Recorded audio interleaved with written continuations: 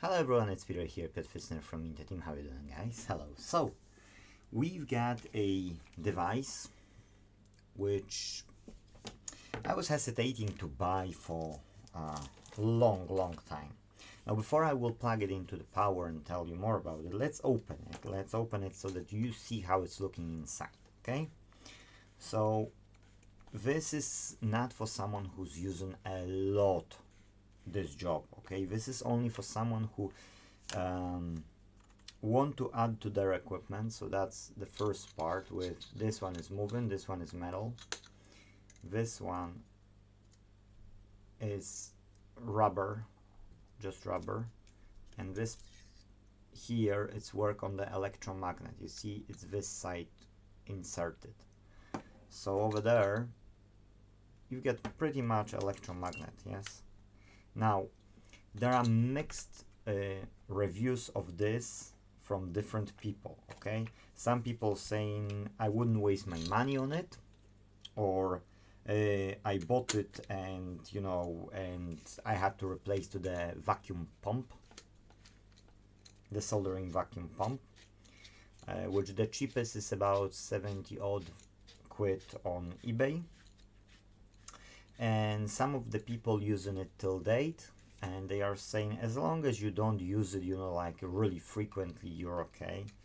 The only downside of it is that one, yes, it's heating up longer, and then this, when you press it, you need to take out from the board and release somewhere else because it has electromagnet, so it will pull, you know, and get it out. So now we see how it's inside weld, and now let's try to plug it in, because I know it will take some time to heat it up, if not blow up in our face. That has a European plug, so I need to adapt it for myself. Something thin and plasticky. Okay. Oh. Looking okay. I don't know if this will starting getting warm, so I've done a good job. Okay, so that's loose. Oh, that was loose. That's bad. That was loose. There is some screw here as well. Okay, it's getting warm, really warm. Okay, so you know it's going there. It will get there eventually. Let's leave it for now. I've got a board here, which I've blown two capacitors, if you can see that clearly or not. These two, 1 and 2. Oh, it's stinky. Okay, and I need a coil from it because I need to calculate the core, so I can achieve 64 microhenries for my MPPT controller, the last component which have stayed to be built. Now, this came with 3 tips and a cleaner for the nozzle on it. So these ones are different sizes, okay? So you've got 3. That's light. Okay, now it's better. 3 sizes from the tiniest to the biggest. We won't need to use it for now. You can dump it in the bag. And came as well with some user manual. Now, this is about 20 pounds I paid for it, so it's not a big money. The question is it worth those 20 pounds, or maybe it's better just to invest in the station? Now, I don't... Ooh. It's giving us smoke.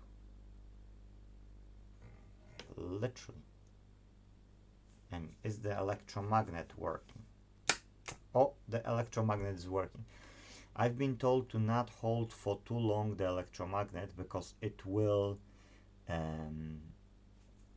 make some damage or something. But it is working. Okay, so how thick I've got this? Oh, I don't have too thick. Now the problem only is that I counted it over the coil. So you know, guys, now it's a problem, because I need to disconnect it and I need to change the nozzle. which is no fun because now it's hot. And it's not T12 that you can quickly replace the nozzle. That's my bad. Now, do I have such big nozzle to fit it in? I don't. So when it comes to the coil, it's useless. Oh, okay, if I will...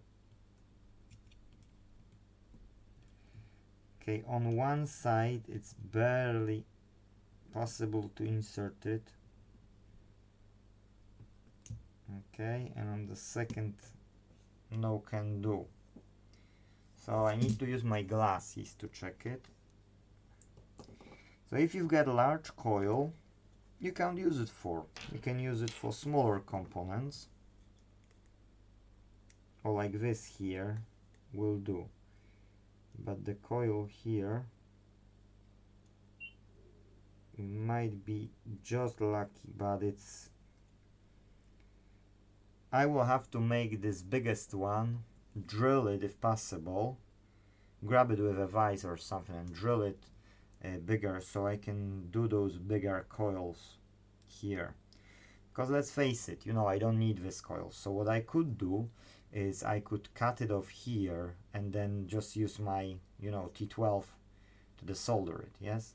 But I thought I'll use this one to show you, you know, when it turns out that I can't show you. So, still hot, of course. I'll bring the stuff I can use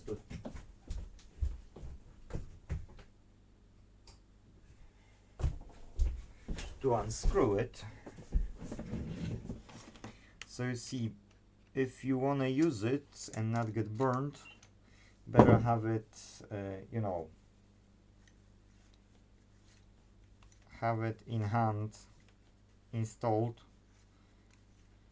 before you start to doing the job. Because then you will waste time as I did, and I wanted to show you. Okay, I wanted to show you and I can't show you now. So that's the thickest one. Look. Oh! So when you do it, do it quickly, because you will burn like as I did. Okay, now let's get it back on.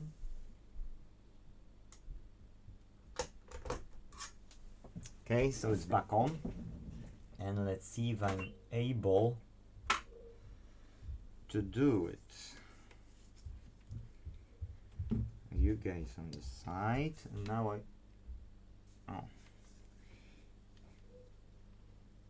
okay, let's try.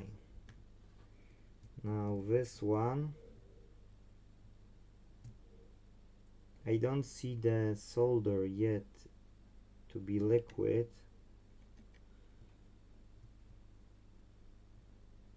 so it's not ready yet.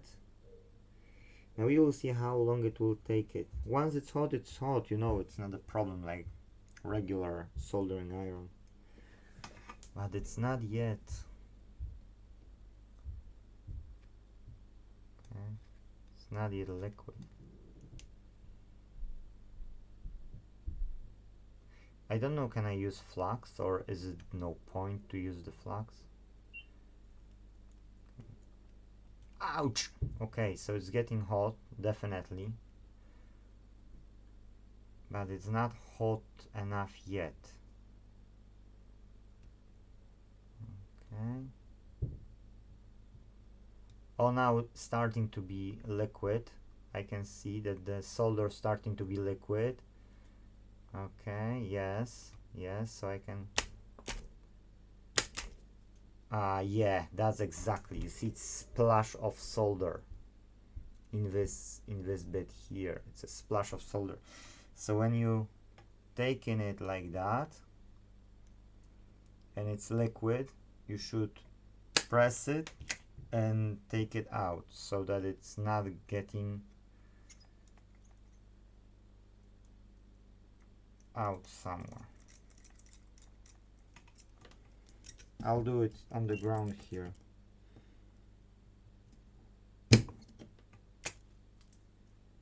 It's done it. It's done it. Yeah, now it's getting quickly. Now it's, oh, nice splash of solder.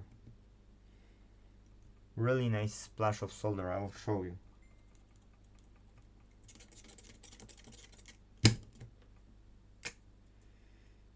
Okay, now this one needs to be corrected.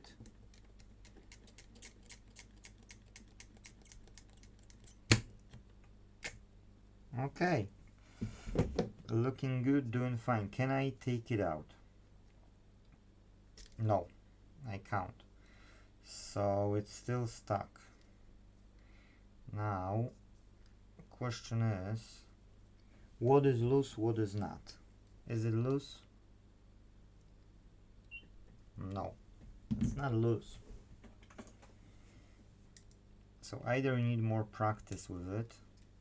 I know I've got this silicone paste here at the bottom,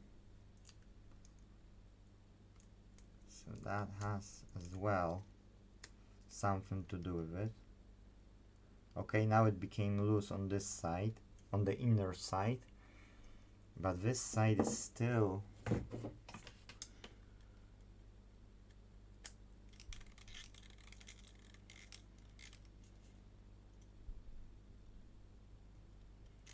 I do believe that flax would be useful, but I don't want to use any flax for now.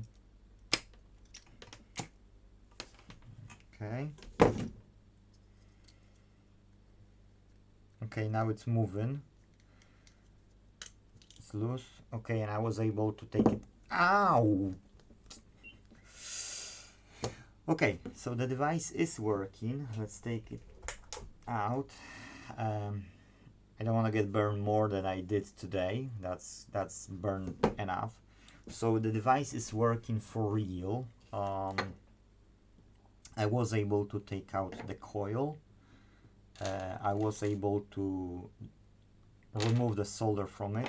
And the biggest tip, which is with the biggest hole here, turns out to be just okay for this wire. Now I've got here one wire, which is thinner than this one, and that's gauge 1.2 millimeters, 16 to 17 AWG. So slightly bigger than this one you are able to do with this biggest tip. So if you need like something much bigger, then of course this won't do. And it's a weird feeling of like you pressing it and it's not sucking, and then you can just forget about it, but you need to hold the button, take it quickly outside, and then let go so that so that you won't get spread. I will show you what it does. Okay, so look here, nice splash of solder. Okay, so it's better to have something to, like a small container or something, because it's going out. I have it on keyboard here, oh, and on my mouse pad, look, you see. So watch out if you wanna, if you plan, oh, no, keyboard more, if you plan to buy it, okay, and if you plan to use it, those people who've told me that it's possible to use it, they were right. Is it something to use like if you've got a lot of stuff to do? No. Buy the soldering vacuum station, which starts off 70 plus pounds up. Don't buy this. But if you occasionally doing this and you'd rather have it, you know, done by the tool than your regular pump, suction pump, then this device will be okay. I bought it for several reasons. The main reason is that I'm making repairs of gamepads, yes, and they have 12, I think, pins. So I thought I will, you know, speed up the process with this tool. The next thing is then when we are fixing power supplies, we've got SOT 8 and SOT 16 packaging, which has 8 or 16 legs through board. So then it's taking me, like more hassle. Sometimes I can't fix a power supply for some device. It doesn't matter which device it is, tele, computer, whatever. Yes, like it doesn't matter. But if you've got, let's say, gold standard power supply, which you need to pay 100 pounds or more to buy it, even 90 quid, it's worth, to fix it, yes? Even bronze for 80 quid. Or if you've got a tele power supply for 100 plus pounds or even 80 quid, it's worth to fix it, yes? And then if you've got those components because you fix it, then it's, it's really time consuming to use regular ways of doing it, because yes, you can heat up and you can heat up and you can use your suction pump, that's correct. But here, yes, because it's round hole and you can do it like this and then suck it up, that's much easier, because the suction the pump, the regular pump, has one downside. When you're taking out the heat, that's second, which is something hardening, and sometimes you need to repeat this process several times. That's why these are good, and I'm using them since the 90s, I think. And they are good. What I don't like about these, that those bits are not replaceable.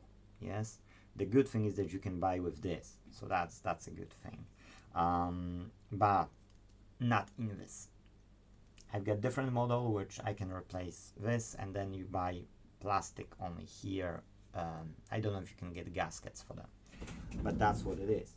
Whereas here I can only open here in this place. Here again, you've got this clean thingy, and you can just, clean it. That's you, and then every so often you open it and you clean it inside. So for small job, it's not worth. For a bit of a job like, like for this, I wouldn't use it again. I'd rather use my regular method. But for SOT 16 or for gamepads, I'm planning to use it, and I will see if it will improve my work. Yes, maybe I will even record a video on those cases. For now, that's everything, because the video has 17 minutes. That's long enough. Thank you guys for watching. If possible, leave us a like button, and see you in the next video. Bye bye.